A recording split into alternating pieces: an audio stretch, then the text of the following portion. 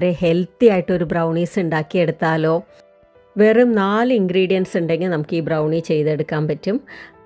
അതും വെറും 5 മിനിറ്റ് മതി ഇത് ബേക്കായി കിട്ടാനായിട്ട്.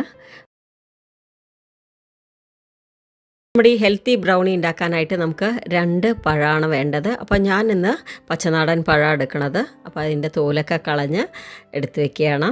പിന്നെ ഇത് നന്നായിട്ട് ഫോർക്ക് കൊണ്ടൊന്ന് മാഷ് ചെയ്തെടുക്കണം.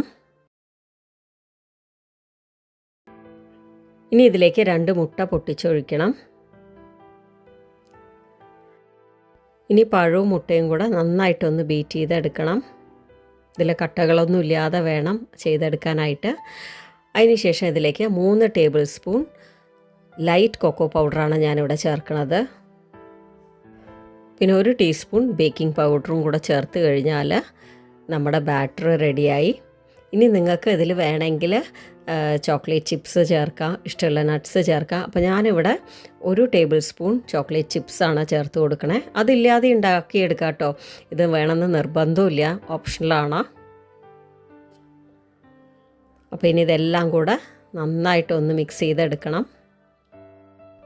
ഇനി ഈ ബ്രൗണി ബാറ്റർ 6 ഇഞ്ചിൻ്റെ കേക്ക് ടിന്നിലാണ് ഞാൻ ഒഴിക്കുന്നത്.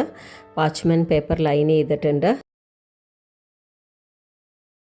മുകളിലായിട്ട് കുറച്ചുകൂടെ ചോക്കോ ചിപ്സ് ഞാൻ ഇട്ട് കൊടുക്കുകയാണ്. ഇനി ഇത് ഞാൻ മൈക്രോവേവിലാണ് ബേക്ക് ചെയ്തെടുക്കാൻ പോണത്. 900 വാട്ട്സിൽ ഒരു 5 മിനിറ്റ് ബേക്ക് ചെയ്ത് കഴിഞ്ഞാൽ നമ്മുടെ സൂപ്പർ ടേസ്റ്റി ഹെൽത്തി ആയിട്ടുള്ള ബ്രൗണീസ് റെഡിയാവും.